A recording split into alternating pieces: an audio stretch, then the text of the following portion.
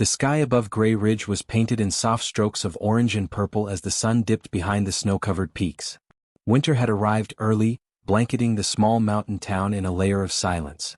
For Ethan Miller, 17 years old and home for winter break, it was the perfect time to reconnect with the only soul who had never let him down, Max, his German shepherd. Max wasn't just a pet. He was family.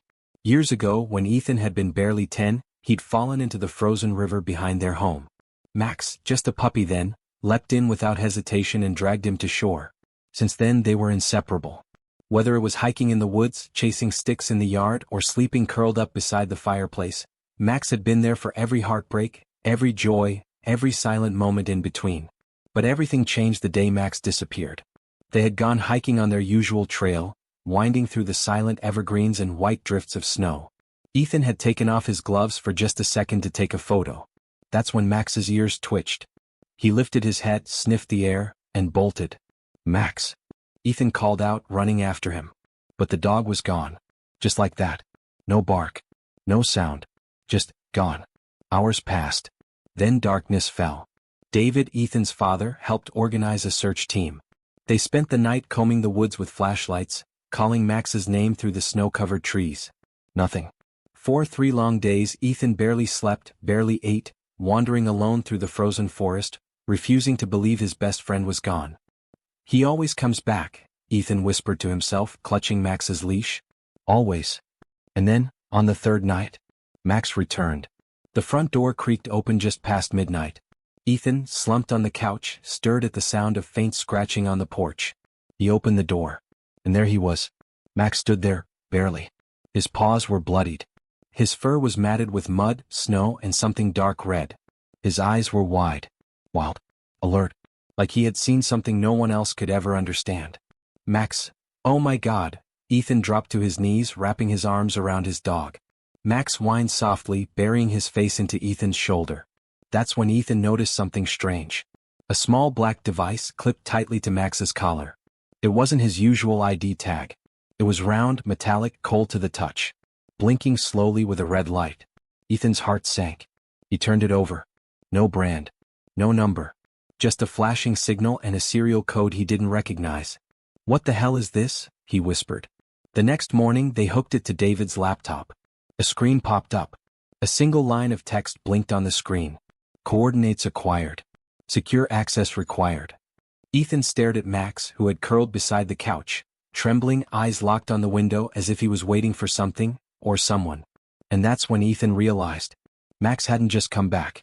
He had brought something with him. Something they weren't supposed to find. The screen blinked again. "Coordinates acquired. Secure access required."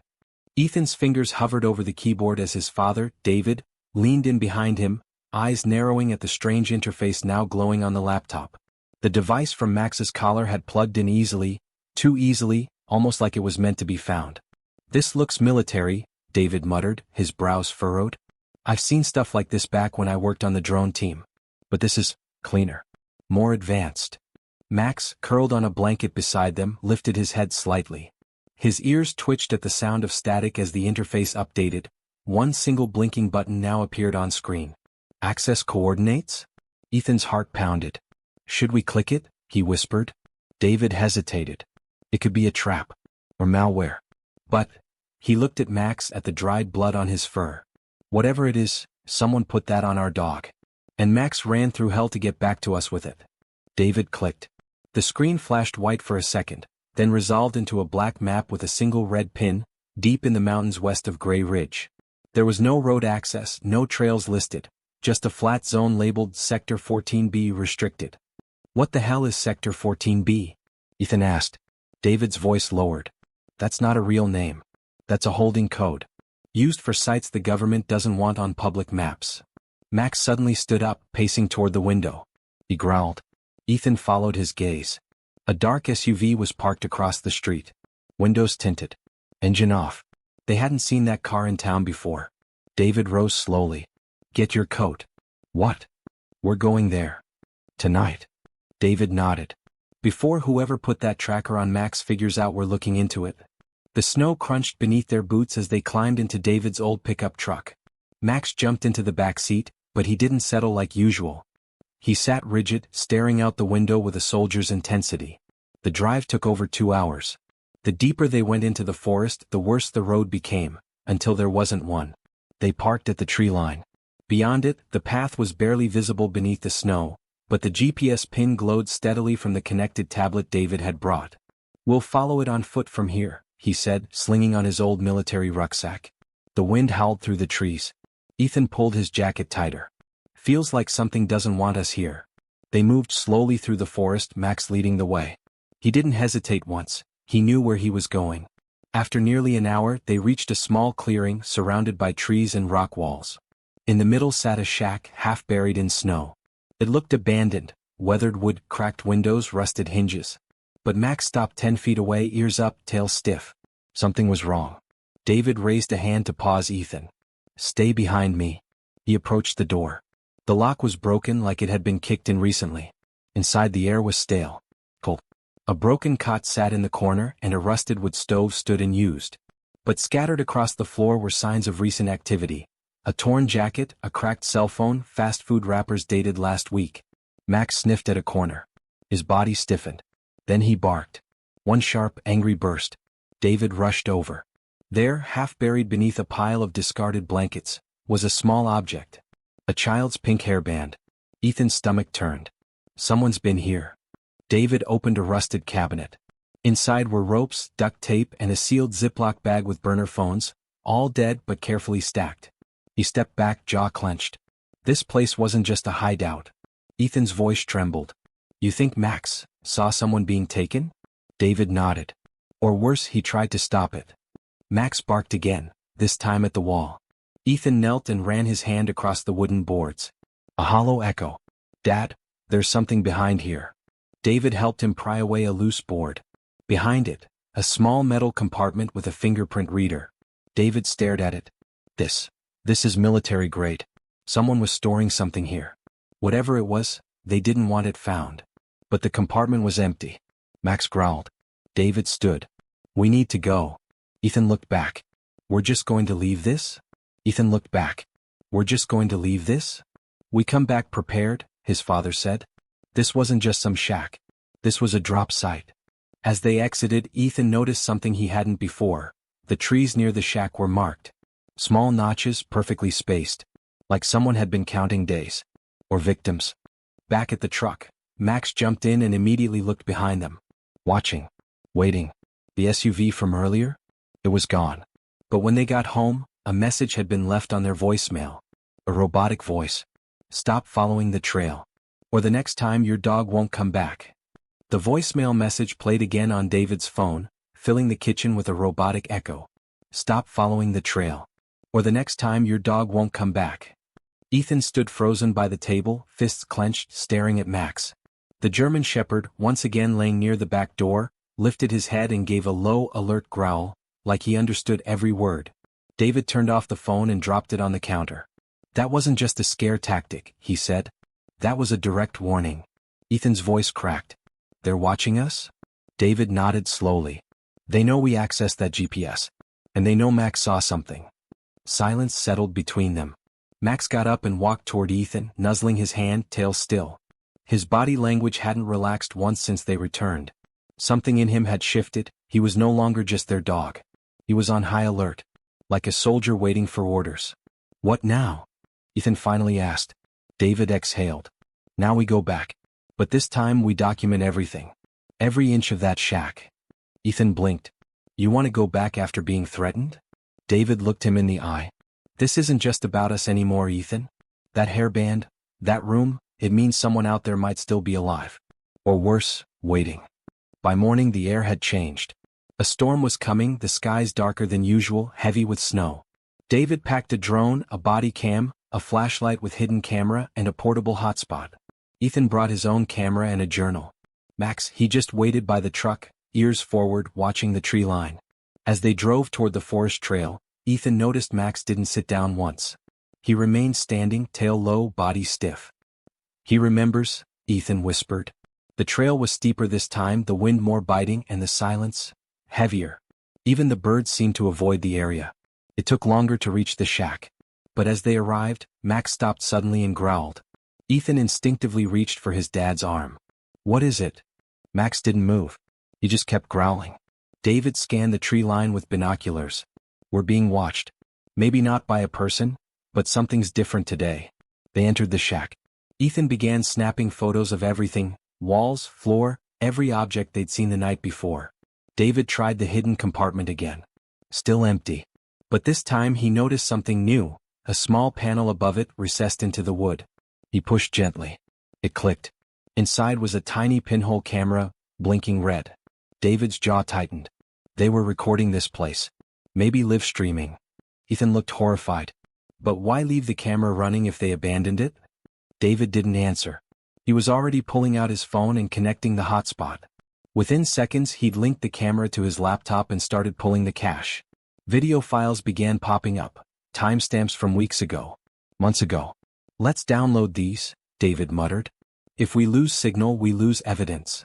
Just then Max barked. Loud. Sharper than before. They both turned to him. He was standing at the far corner, pawing furiously at the floor. Ethan rushed over and dropped to his knees. "What is it, boy?" Under Max's paws, a panel in the floor had been scratched loose. It revealed a small gap, just wide enough to slide a hand through. Inside they found a burner phone wrapped in plastic. David turned it on. One video file. They played it.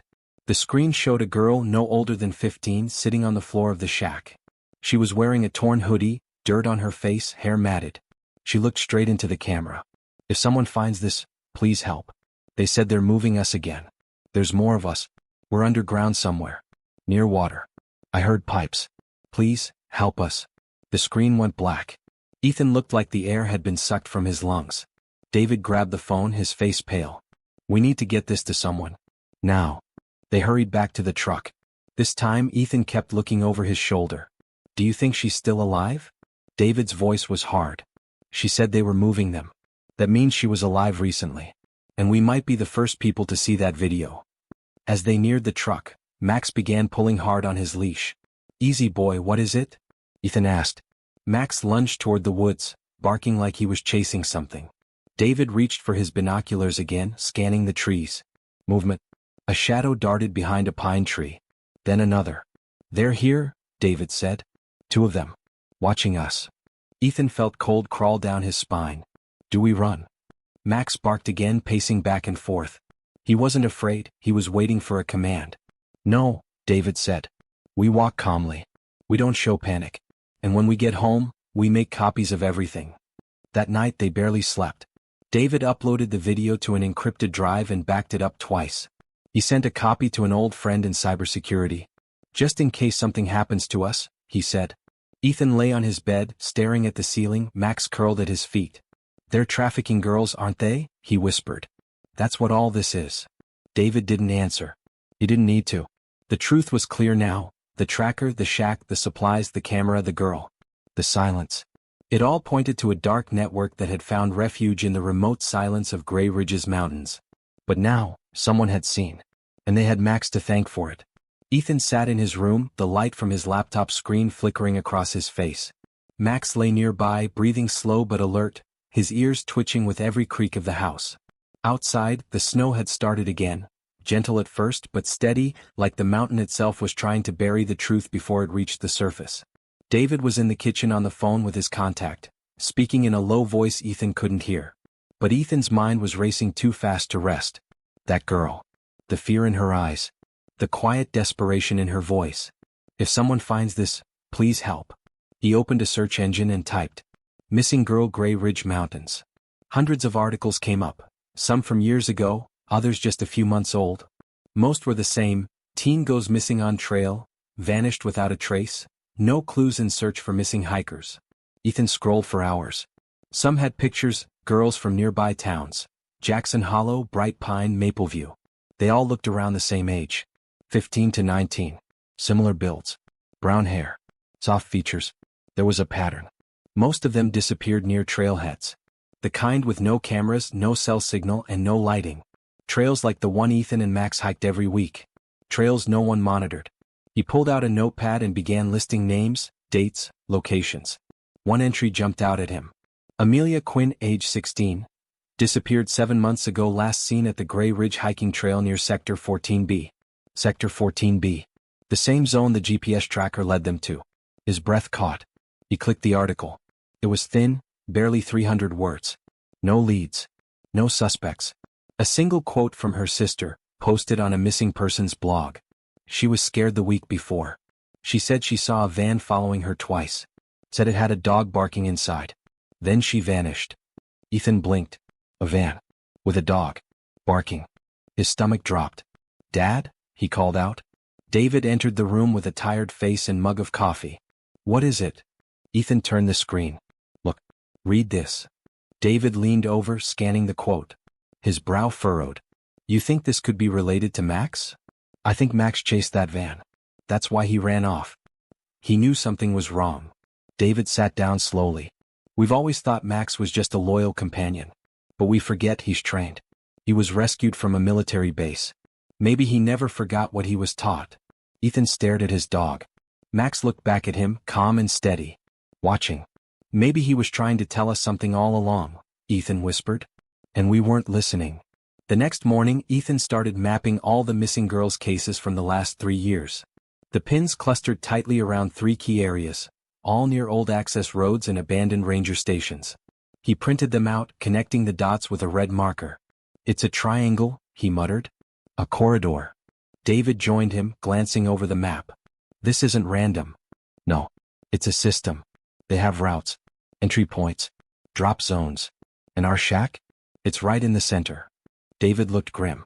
"And no one's ever caught them?" "Maybe people did," Ethan said. "But they got scared off. Or silenced." David nodded slowly. "It's time we take this outside. Someone neutral. Someone with reach." "Like who?" David paused. "A journalist." 2 hours later, David made contact with an independent investigative reporter he knew from years ago, Renee Carter. She'd covered military corruption and missing persons cases across state lines. She wasn't affiliated with any paper, and that made her dangerous in the right way. By nightfall, she was on a train to Gray Ridge. Ethan couldn't sleep. Not because of the fear, but because of what he had found next. He'd stumbled onto a hidden forum through a link from a blog post about missing hikers. It wasn't indexed by search engines. It required a code to enter. And someone had posted photos. Dozens of blurry low-res images. Some showed forest paths. Others showed shack-like structures. But one made his blood run cold. A shot of a group of girls, maybe 7 or 8, blindfolded, being led into what looked like a tunnel opening. The date stamp? 2 weeks ago. His hands shook. He quickly saved the file, encrypting it the way David had taught him. Then he saw the caption below the image. "Final transport. Northern Passage. 14B closing soon." Final transport. Closing soon. They were planning to shut down the site. Whatever was happening, it was almost over. Unless someone stopped them. The next day Renee arrived. She was sharp-eyed, no nonsense, and immediately serious when Ethan and David showed her the photos, maps, and the video from the burner phone. "Who else has seen this?" she asked. "No one," David said. "Good. Because if this is what I think it is, people have died for less." She opened her bag and pulled out a small device. "This is a signal jammer. From now on, if we go back to the shack, we use this. They won't be able to track our phones or signals." David nodded. "We're going back soon." Renee looked at Max. "And him?" "He'll lead us," Ethan said. "He always does." That evening Max stood by the front door again, his body tense, nose twitching. Snow drifted softly outside, painting the town in white. David locked the windows. Ethan packed new batteries. Renee loaded her camera gear. This time they weren't just visiting the shack. They were going deeper. Because somewhere in those mountains, beneath layers of snow and silence, the missing girls of Gray Ridge were waiting. And Max, the loyal dog who never gave up, was ready to lead them straight to the truth. The wind carried a sharp edge the next morning. Clouds hung heavy above the mountains, swallowing the peaks in a gray hush. Snowfall had softened the world, but beneath that silence, something waited. Ethan could feel it. So could Max. He sat by the front door again, alert, tail still, nose twitching. He didn't eat. He didn't rest. Every time someone passed the window or a bird chirped, he looked up, listening. "He wants to go back," Ethan said quietly, slinging a backpack over his shoulder. David nodded, his own bag already packed with power banks, flashlights, and rope. "Then we go." Renee adjusted the strap on her camera case. What's the plan? We let Max lead, David replied. We don't rush. We don't separate. And if we find a tunnel, we go in, Ethan finished. Renee didn't argue. They reached the trail just after 11 a.m. The wind had picked up, flurries sweeping across the path like whispers trying to push them back. Max walked ahead, ears high, tail stiff. He didn't look back once. It was like he was following a scent only he could detect. This is different than last time, Ethan whispered. He's not hesitating. He remembers something, David said. Something he couldn't get to before. After nearly 2 hours of hiking, Max stopped. He stood in the middle of a clearing, nose in the air, and began circling a thicket of pine trees. His paws brushed against a mossy patch. Then he started digging. Ethan rushed to his side. What is it, boy? Max pawed furiously at the snow-covered ground until a rusted metal plate was visible beneath. A latch. A trapdoor. David dropped to his knees and cleared the rest of the snow, revealing a heavy iron hatch bolted into the earth. Renee exhaled. That's no hunting shack. David pulled a crowbar from his bag. Help me lift this. It took both men, but eventually the hatch creaked open, releasing a gust of stale, cold air. A steel ladder descended into darkness. They looked at each other. Max stepped forward, ready. Stay, Ethan said, voice shaking. We'll go first. But Max whined and looked down into the hole, tail wagging once, eyes fierce. He's going, David said. He remembers this place. They attached body cams, turned on flashlights, and descended one by one. The tunnel was narrow at first, stone walls lined with dirt and decay. A faint mechanical hum echoed from somewhere deep inside, like a forgotten machine still working. Max walked ahead of them, stepping confidently. After a few minutes, the tunnel widened into a chamber. A broken cot sat in the corner. Chains hung from the wall. The air smelled like rust and old sweat. Renee began filming. David found scratch marks on the stone, tallies etched in groups of 5. Ethan's voice was hollow. They were keeping count. Max barked once, then turned sharply left and bolted down another tunnel. Max! Ethan shouted. They followed fast. This tunnel led to a steel door, slightly ajar. Max pawed at it, whining. David opened it slowly. The room inside was lit by dim battery-powered lights. On one wall, papers were pinned with thumbtacks. Photos, names, numbers. On the floor were mattresses. Crude. Stained. Renee gasped. This is where they were kept. Ethan walked slowly toward the wall and scanned the pictures. Some faces were scratched out. Others had red excess. He found one marked with a circle. Amelia Quinn. She was here, he whispered. They had her here. Max growled suddenly and barked toward the far wall. Behind an old cabinet, David found a sealed door with a keypad. No way in without a code, he muttered. Ethan checked the nearby desk. Scattered notes, torn papers, a broken USB stick. He found a napkin with numbers scribbled on it, 9 digits. He held it up. Try this. David entered the digits. The door beeped, then clicked open. They stepped inside. It was a hallway. Longer, cleaner. Electric lights flickered above. This place, it wasn't abandoned. It had been active recently. Renee pulled out her jammer. We kill all signals from now. No tracking us. No transmitting anything. They walked down the hallway, Max leading every step. At the end was a room that looked almost medical, cold tile floor, surgical light, a desk with monitors still on standby mode. David booted up the system. A file opened, shipment log 14B, final transport in 4 days. Renee gasped. They're still planning to move people. Ethan opened a second window, images appeared. Surveillance footage. Girls in cells. Sleeping. Eating. Crying. Some footage was just from yesterday. Oh my God, Ethan breathed. They're still here. Max suddenly barked, spinning to the doorway. Footsteps echoed from the tunnel behind them. We have to move, David snapped. Now. They grabbed the hard drive, snapped photos of every monitor, and made a dash for the ladder chamber. As they reached the metal rung, a shadow passed across the trapdoor above. A boot.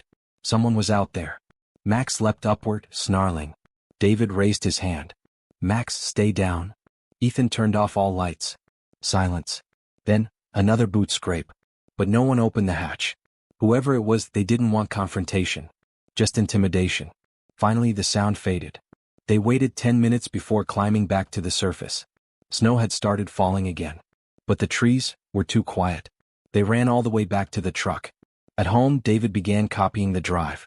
Renee sent encrypted files to 3 trusted colleagues. Ethan sat beside Max, petting his fur. "You saved them," he whispered. "You remembered? You took us back." Max let out a soft breath and rested his head on Ethan's lap. David entered the room with a folder. "We need to get law enforcement involved now. But not local. Too risky. We go federal." Ethan nodded. "And then what?" David glanced at Max. "Then we go back. Because if even one of them is still alive, we're not done yet." The snowfall had thickened by morning, but the house was warm, almost too warm. Ethan couldn't sleep. Not because of the cold or fear or even the horrible things they'd seen in the underground tunnel. It was Max. He wouldn't rest. The German shepherd paced back and forth through the hallway, stopping every few minutes to stare out the window. His fur stood on end, ears perked forward. Silent. Tense. "Max, buddy, what is it?" Ethan whispered, watching from his bed. Max turned his head slightly but didn't move from his post. His tail didn't wag. He wasn't curious, he was guarding. That's when Ethan saw it. A blinking red light across the street. Tiny. Subtle. Hidden in the branches of a pine tree just outside their property line. His breath caught. He rolled off his bed and crawled to the window. The red dot flicked once more, then vanished. He pulled out his phone and took a photo through the glass. The flash bounced off the tree, revealing the faint silhouette of a camera, mounted to the trunk. "Dad!" Ethan called out, louder than he meant to. David was already awake. He entered the room within seconds, carrying his gun and a flashlight. "What's wrong?" Ethan pointed to the window. "They're watching the house." David's eyes narrowed. "Grab your boots." They made their way outside in the snow, Max leading as always. Renee joined them at the back door, camera ready, wrapped in a thermal coat. Her face was pale. "We're not alone anymore, are we?" "No," David said grimly. "They know what we saw." They approached the tree where the blinking had come from. It was gone. No camera. Just broken snow near the base of the tree, footprints leading back into the forest. But not away from town. Toward it. "They're here," Renee whispered. "Among us." Max barked sharply and lunged toward the next tree, sniffing furiously at the bark. Ethan followed the prints with his eyes. They stopped near their back fence, then disappeared, as if someone had jumped over. David walked slowly back to the house and checked every lock. He moved the laptop, hard drives, and documents into a hidden compartment in the attic, something he'd built years ago when paranoia was just a leftover instinct from military life. Now it was necessary. Later that afternoon, Ethan stayed by the living room window, staring out. His mind was racing with questions. Who were these people? How powerful were they? How many officers in town might be paid off? That's when he saw the same black SUV from before, parked 2 blocks away. Just sitting there. Not moving. Max growled from across the room. He walked slowly to the window and sat beside Ethan. David stood behind them. "We're being watched. Round the clock." "They're going to try something," Renee said, entering with a stack of printed screenshots from the tunnel. "You don't just expose an operation like that and walk away clean." "They won't scare Max," Ethan muttered. David looked at his son. "And they won't scare us either." That night it happened. It was 2:13 a.m. The living room window shattered. Glass exploded inward as a rock the size of a melon crashed onto the hardwood floor. Max sprang up with a snarl, teeth bared, bolting toward the front of the house. "Ethan, get down," David shouted. Renee ducked behind the couch, pulling out her phone and recording everything. David grabbed his gun. Max barked furiously, pawing at the front door, tail stiff, muscles tense. Then footsteps. Heavy, quick, crunching in the snow. They were running. David threw the door open, weapon drawn, but the night was empty. Just shadows and snow. No one. Nothing. But Max wasn't fooled. He darted around the house, nose to the ground, sprinting through the dark like he was following a ghost. Ethan and David chased him across the lawn and down the street. That's when they saw it. A second figure, hooded, masked, darting behind a neighbor's shed. Max cornered him in seconds. The man raised something, a baton or pipe. Max lunged. The man screamed as Max tackled him into the snow. David ran in shouting commands. The man rolled and scrambled away, disappearing into the woods, limping. Max stood panting, blood on his teeth, but none of it his own. They filed a report the next morning, but the local police were indifferent. "Could have been a prank," the officer said, barely taking notes. "Teenagers get wild sometimes." David's jaw clenched. "That wasn't a prank. That was a warning." The officer gave a casual shrug. No license plate. No injuries. Nothing we can investigate. As they walked back to the car, Renee muttered, "They're compromised. Either scared or paid." Ethan looked at Max, who was walking stiffly now, favoring one leg. "He's hurt." David knelt and checked his paw. A shallow cut, maybe from broken glass or ice. "He needs rest," Ethan said. "He's done too much." David looked out across the parking lot. "No," he said softly. "He's just getting started." That evening they received a burner phone in the mailbox. No postage. No return address. Just a message on the screen when David turned it on. "You have 72 hours. After that, we clean the tunnels. And no one will find them again." Renee's hand trembled as she held her camera steady, capturing every frame. Ethan clenched his fists. "They're going to move the girls. Clean the site. Burn the evidence." Max stood beside the door, growling low, tail stiff. He understood. David turned to his son. "Then we don't wait. We go back tomorrow." Ethan nodded. "And this time we don't just bring cameras." Renee looked between them. "We bring light. We bring names. We bring them out." David opened the compartment in the attic, pulling out an old satchel he hadn't touched in 10 years. Inside, a satellite phone, 2 tactical vests, and a flare gun. "If they want a fight," he said, "they're about to get one." Max barked once, sharp and strong. He was ready.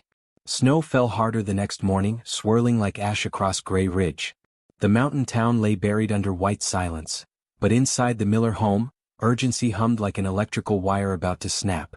Ethan sat at the table, laptop open, heart racing.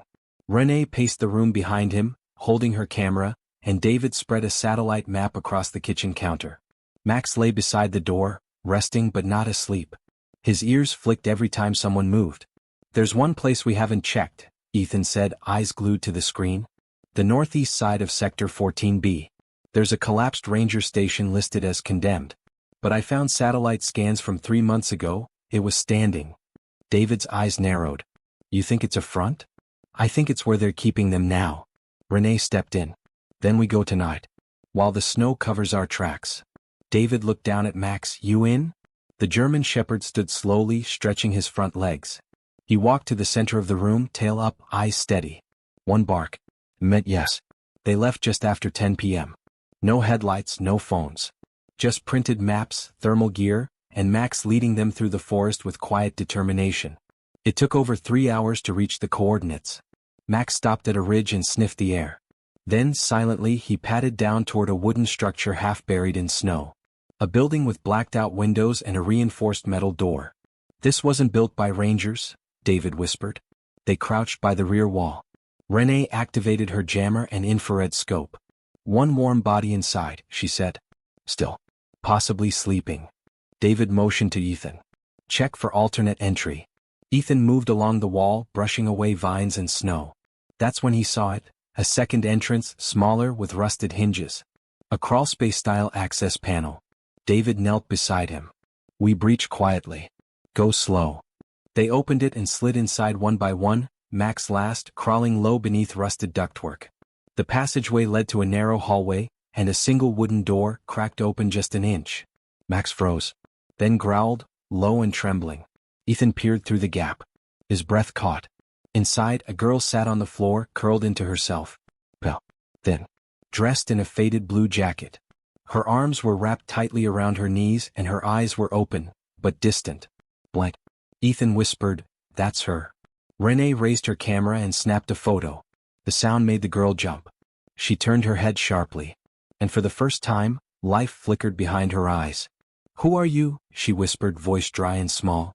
David stepped forward. "We're here to help." "Your name, is it Amelia?" Her eyes welled up. She nodded slowly. Ethan pulled out his jacket and gently handed it to her. "We're taking you home." She flinched as Max stepped forward, but when he sat quietly, ears down, she reached out a trembling hand and touched his fur. "You're real," she whispered. They guided her through the tunnel and out into the snow. She stumbled, weak from exhaustion, but they took turns helping her walk. Max stayed close, his nose brushing her side to guide her gently. Back at the truck, David handed her a flask of warm tea. Renee wrapped her in blankets and started recording softly, capturing her story in pieces. "They kept us underground. We never saw light. They only came at night. Some of us, They took them away. Said it was the final transport. Her voice broke. Renee placed a hand on her shoulder. You're safe now. No, she whispered. They're still there. They drove through the night in silence. Amelia sat beside Max, her hand never leaving his fur. Ethan watched her in the rearview mirror. She didn't speak again, but when they reached the house, she cried, for the first time since they found her. Inside they fed her gently. David called a private medical contact from his military days. A nurse arrived quietly and began tending to Amelia, checking vitals, starting fluids. She's malnourished, the nurse whispered. Dehydrated. But she'll live. By dawn, Renee had already uploaded the first part of the story. The tunnels, the photos, the burner phone threat, and now Amelia's rescue. Within 2 hours, it was trending across social media. News channels reached out. Former victims began commenting. And by midday, a mother from Jackson Hollow posted under the video. That's my daughter's jacket. She's been missing for 4 months. Please, where is she? The post exploded. Over 300,000 views. FBI agents contacted Renee's burner line. She gave them a secure drop to retrieve copies of the footage. But the message was clear. The secret was out. That afternoon, Ethan sat with Amelia on the porch. She was wrapped in blankets, face to the sun for the first time in months. Max lay beside her, breathing slow, his side touching her leg. She stroked his fur with gentle fingers. They were scared of him. One night he followed a guard. They called him the Tracker. I thought he was just a dream. Ethan smiled. He's real. And he found you. She looked up at him, eyes clearer now. They're planning something big. Moving the rest before the storm gets worse. Soon. David stepped outside. FBI says they'll be here in 2 days. Snow slowed them down. Renee joined them. 2 days might be too late. Ethan looked at Max. He stood, ears perked. Then began walking toward the tree line, slowly. Then faster. He barked once, calling them. David's face turned grim. He's found another trail. They packed gear within the hour. This time they brought everything. Backup drives, flares, a collapsible gurney, ropes, emergency med kits. Amelia stayed behind under nurse care. Before they left, she grabbed Ethan's hand. There's a girl named Riley, she whispered. She helped me survive. Please, if she's still there. Ethan squeezed her hand. We'll bring her home. Amelia looked at Max. Go get her. Max barked. It was time. The woods were darker now. Not because of nightfall, but because the truth had started taking shape. This wasn't just about a few missing girls. It was about a system. Hidden in plain sight. Designed to move people like cargo and vanish them without a trace. And Max, still limping slightly, still silent, was charging straight back into its heart. David, Ethan, Renee, and Max moved quickly, retracing a path not on any map. Max's nose was down, his body tense, his direction unwavering. We're not going back to the same tunnel, are we? Ethan asked, jogging to keep up. No, David replied, watching Max. He's leading us somewhere new. A few minutes later, they reached what looked like an old well. Stone walls, vines, and a rotted wooden cover. Max sat beside it, then barked once, loud and sharp. David kicked the cover away. Beneath it, a spiral staircase, stone and rusted iron, descending into shadows. Renee exhaled. Jesus. Ethan flicked on his flashlight. Another entrance. Or exit, David muttered. This whole mountain is laced with access points. They moved downward slowly, their flashlights slicing through layers of cobwebs and dust. The tunnel walls were carved stone, but reinforced with old metal beams. This wasn't random. It was constructed. Professional. Planned. At the bottom, the path split into 2 tunnels. Max sniffed both. He barked at the left. They followed. 20 minutes in, they passed a checkpoint, an old foldable gate with motion sensors on each side, wires now frayed. Beyond it was a large metal door, half open. Inside, lights flickered. The walls were lined with filing cabinets, old monitors, and computers running on backup batteries. This is their comms hub, David said. Renee began filming. They spread out, carefully opening drawers. Ethan found stacks of documents, intake sheets, fake IDs, photos, names with red stamps, moved or flagged. One file was marked Priority Hold, 14B. Inside, photos of Amelia and another girl labeled Riley P. 17, status, active. She's still in the system, Ethan said. Renee pulled up a monitor. A password screen blinked. David knelt down and flipped a switch on the power unit. One screen booted up showing a single open file, a live chat thread. The latest message read: "Final sweep tonight. All files to be scrubbed by 0200. Backhaul via Ridge 5 complete." Renee's eyes widened. "They're wiping everything. At 2 a.m. That's in 4 hours. David growled, "We need names. Real names. Someone's running this from the top." Ethan clicked a separate tab labeled Clearance 4B and entered the same code from the shack compartment. It worked. A hidden folder appeared. Inside, surveillance stills, emails, and voice memos. And a spreadsheet labeled Whisper Clients. David clicked it open. It was a list of names, some redacted, some partially revealed. W. Garrett, Town Council. J. Marston, Gray Ridge PD. F. Ling Ridge View Trucking. Redacted, Federal. "They're everywhere," Renee whispered. "Town leadership. Law enforcement. Logistics." David's face darkened. This wasn't just a trafficking ring. It was protected. Renee clicked on an audio file, Relay 3, Night Dispatch. A deep voice spoke, "Confirm arrival of 4. ETA to Ridge 5 before 0400. Use Shepard protocol if compromised." "Shepard?" Ethan looked at Max. "That's you, isn't it?" Max tilted his head. David froze. He was part of the old K9 covert tracking program. They gave each dog a handler code name. Max's was Shepard. "They know he's alive," Renee said. "And now they know he's helping us." Suddenly the room's overhead light blinked off. A low mechanical hum began outside the tunnel. Max growled. "They're here," David said. They grabbed the hard drive, snapped shut the laptop, and slipped out the rear access tunnel, just before footsteps echoed from behind. They ran. Ethan tripped. Max turned back and blocked his fall with his body. Outside, snow had started again. They didn't stop running until they were nearly a mile from the tunnel entrance. Then they heard it. An explosion. They turned. Smoke curled into the air, black and bitter. "They're destroying the tunnel," Renee said. "And everything inside." Back at the house, Amelia woke up screaming. The nurse rushed to her side, but she only said one thing: "They're coming tonight." David didn't sleep. He set up security cams, loaded every weapon he'd once hoped to never touch again. Max lay at the front door like a statue. At 1:12 a.m., a drone flew above the house. David shot it down. At 1:38 a.m., the power flickered. At 1:59 a.m., Max growled and sprinted to the backyard, barking madly at the treeline. Ethan followed, flare gun in hand. Then, headlights. A black SUV, same model, same tinted windows, parked across the street. No one got out. Just silence. A message. Then it drove away. By sunrise, Renee had published everything. The full Whisper network. The tunnel footage. The client list. The voice files. It spread like wildfire. News stations. Federal agencies. Activists. Anonymous sources. The system had cracked. But not collapsed. Not yet. Because Riley was still missing. Because the tunnels still had living shadows. And because Max wasn't finished. Not while someone was still calling for help. The morning after the explosion, Ethan found Max sitting in the hallway, not beside the door, not watching the yard, but facing a photograph on the wall. It was an old picture. David in uniform, a younger Ethan on his shoulders, and Max, barely a year old, seated proudly between them. "I never asked where he came from," Ethan said softly. "You just said he was a rescue." David stepped into the hall behind him, voice quiet. "He was more than that."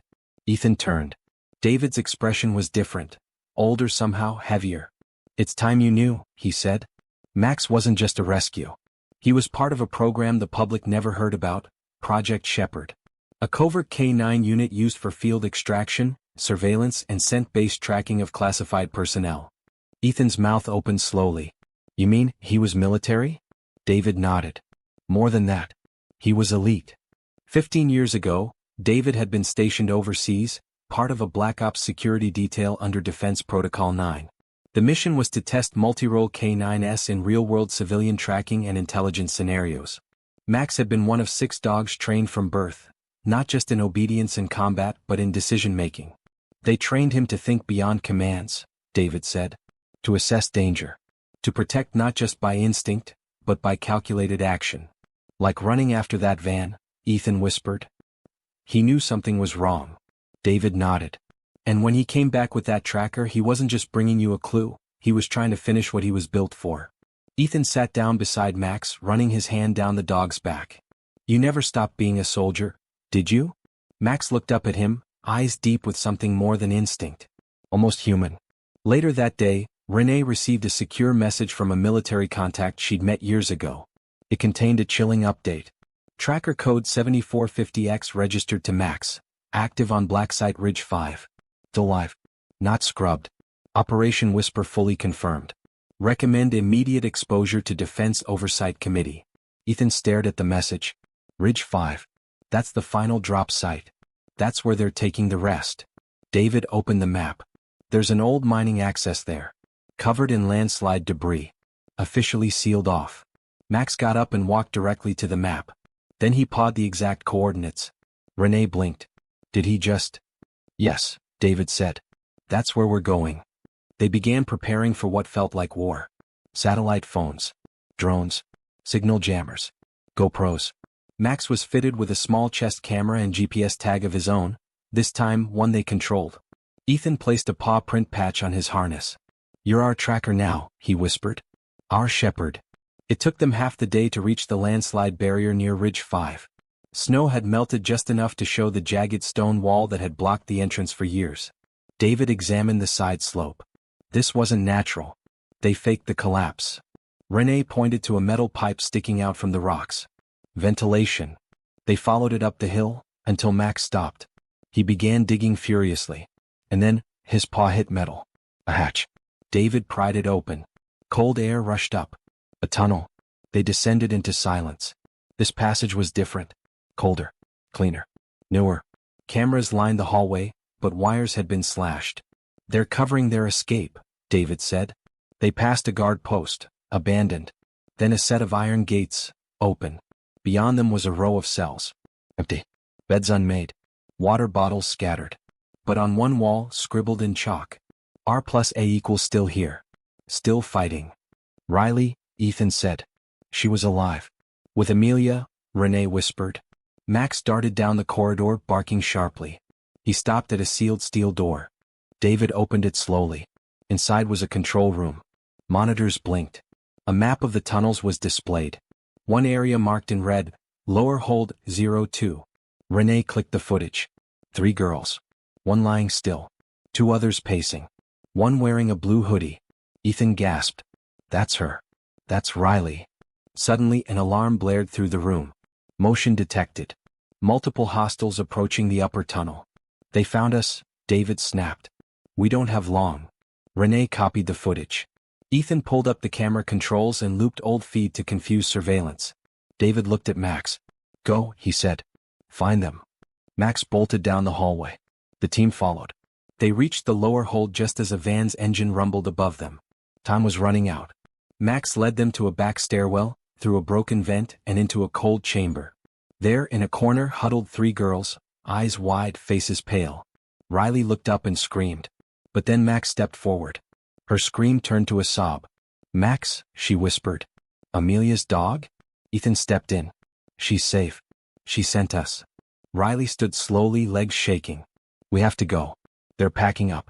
Taking the others. Please don't leave them. David helped the girls out while Renee filmed the entire scene. We're blowing the lid off this, she whispered.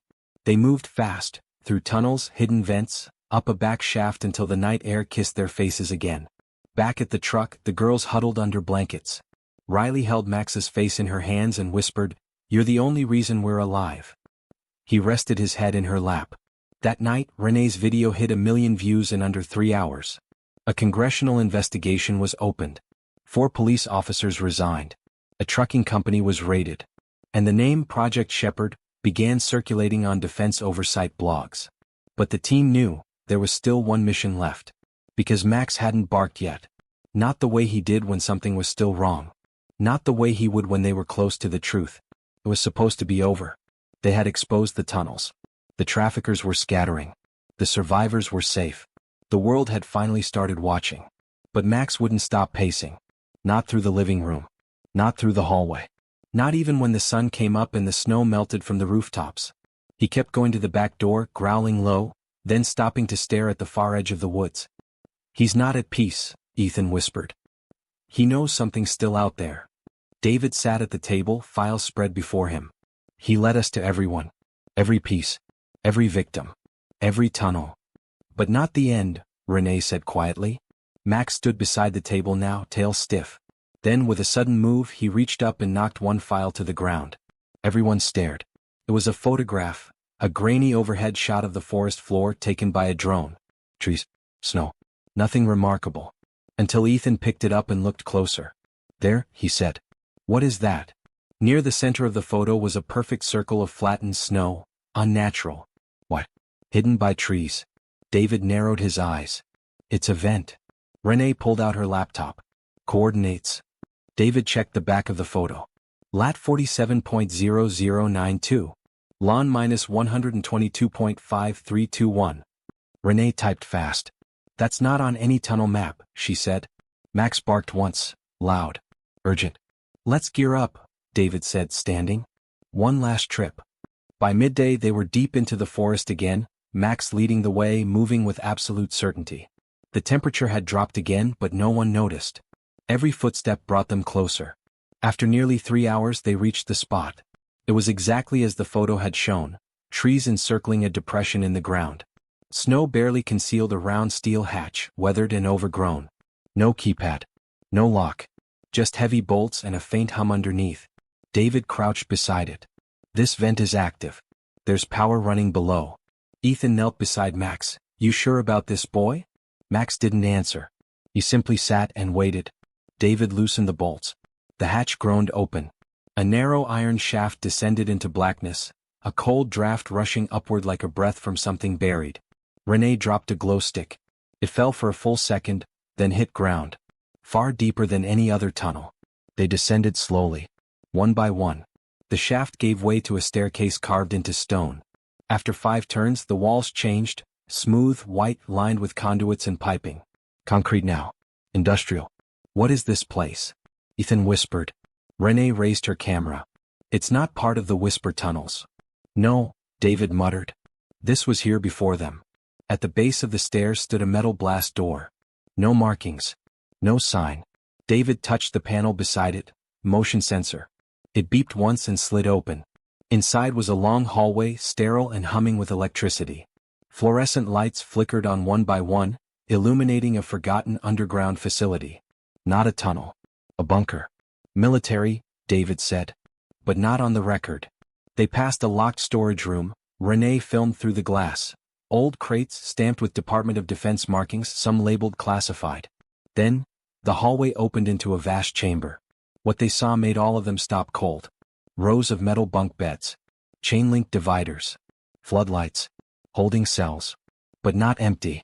One had something still inside. Max growled deeply and stepped forward. David raised his flashlight. Inside the cell was a skeleton, seated against the wall. Handcuffed. Wearing a faded military uniform. Who is that? Ethan breathed. David stepped closer. A badge glinted faintly. He wiped it clean. Then froze. Colonel Miles Draycott. Renee's eyes widened. He vanished during Project Shepherd's shutdown. David nodded slowly. He ran the program. Oversaw the K-9 units. But then he disappeared. The military said he was reassigned. But Ethan stared. He was imprisoned. Left here to die. David turned to the others. They buried their own people. He must have found out the truth, maybe tried to stop it. They silenced him. Renee filmed everything. Every inch of that room. This bunker was the origin, she whispered. Not just of the trafficking tunnels. But of everything. The research. The training. The corruption. A monitor blinked in the corner. Somehow, it still had power. David walked over and tapped the keyboard. One file was open. A single sentence scrolled across the screen, looping. Shepherds never forget. Even in the dark. David turned slowly. Max stood in the center of the room. Still. Unblinking. Almost waiting. Then he walked over to the far corner, where a locked chest sat beneath a broken cot. Ethan followed. Inside the chest, a sealed envelope still dry. He opened it carefully. Inside were documents, letters, handwritten notes, maps of the Whisper network. Names, locations, dates. David read them silently, then looked up. He tried to expose them. Alone. Renee was still filming, her hands shaking. And Max, he brought us here. They stood in silence for a long moment. Max walked over to the skeleton and lay down beside it, resting his head near the handcuffs.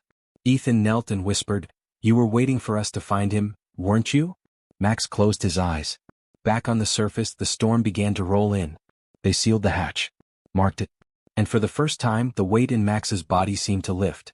Not fully, but enough. That night, Renee published the final exposé. The Truth in the Dark, Project Shepherd and the Disappeared. By morning it had 4.2 million views. Congress demanded a hearing. Whistleblowers came forward. And hidden bunkers across the country began to appear on satellite feeds. Max had uncovered not just a trafficking ring, but the cover-up of a covert operation that had gone wrong and been weaponized. He had finished what his handler started. It was quiet now. The snow had melted. The media trucks were gone. Government officials had swept through Gray Ridge like a blizzard, fast, loud, and then suddenly distant. But inside the Miller home the echoes remained. Riley sat beside Amelia on the porch swing, wrapped in blankets, drinking cocoa as the sun dipped low. They didn't speak much. They didn't need to. They were safe. Because of him. Max. He lay at the edge of the porch, eyes half closed, nose twitching every so often. His fur had started graying around the muzzle. His legs moved a little slower these days. But his eyes had never been sharper. Ethan came outside, sat on the steps, and ran a hand through Max's thick coat. Max leaned into it. "They want to give him a medal," Ethan said to David, who stood in the doorway. "A congressional medal for bravery." David smiled softly. "Max doesn't care about medals." Ethan nodded. He just wanted to come home.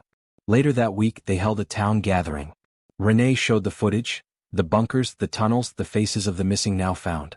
She ended it with a photograph of Max, standing in the entrance to the final chamber, light behind him, eyes forward. The crowd didn't cheer. They cried. For the truth. For the silence that had finally been broken. And for the dog who never gave up. The next morning, Max rose before the sun. He walked quietly through the house, checking each room. He stopped in front of Amelia and Riley's door, sniffed once, then moved on. When Ethan woke up, Max was already sitting at the back fence, looking toward the woods. Just watching. Waiting. And Ethan understood. That afternoon they returned to the ridge one last time. Just Ethan, David, Renee, and Max. They stood in the clearing where it had all begun, the place Max had first returned with the tracker. Where the silence started to break. Ethan knelt beside him. "You did it," he whispered. "You brought them all home." Max wagged his tail once. Slow. Steady. Then turned his head to the wind and closed his eyes. And for the first time in a long time, Max rested. Epilogue. The Whisper Network was dismantled. Arrests were made across 6 states. Amelia and Riley testified from behind closed doors. Renee's exposé won national awards. But none of that compared to the real victory. Justice. Max never barked again at night. He didn't need to. The monsters were no longer hiding in the dark. Ethan would often wake in the morning to find him lying by the fire, paws twitching in dreams. Dreams of tunnels and trails and running freely, not in fear but with purpose. And sometimes, just sometimes, Ethan swore he heard the whisper of footsteps behind him on the trail. But it was always Max. Still watching. Still protecting. Still home. If this story moved you, if Max's courage and loyalty touched your heart, then help us keep his legacy alive. Pawprints hit the like button to honor Max. Speech balloon comment, "Thank you, Max, if you believe heroes come with 4 legs and a heartbeat." Bell and subscribe to join us for more true and inspired stories of loyalty, courage, and the animals that change lives. Because somewhere out there, another Max is waiting to be heard. You won't want to miss what's coming next.